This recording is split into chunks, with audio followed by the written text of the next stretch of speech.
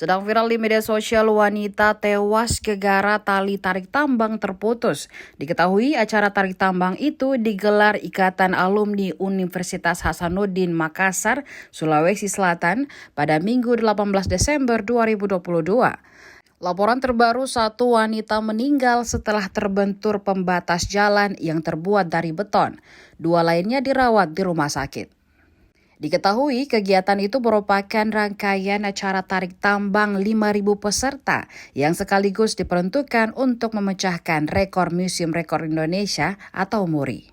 Sebelumnya diinformasikan, perlombaan berlangsung di Jalan Jenderal Sudirman pada pukul 6 waktu Indonesia Tengah.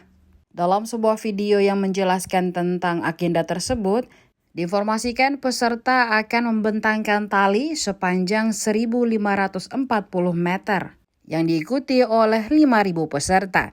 Panitia pelaksana menjelaskan bahwa 5.000 peserta merupakan gabungan dari alumni Unhas dan juga warga Kota Makassar.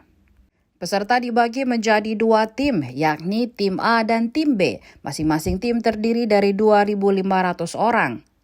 Tim A sendiri awalnya berada di perempatan Jalan Sudirman dan Jalan Ahmad Yani. Sementara itu, tim B berada di Jalan Ratulangi.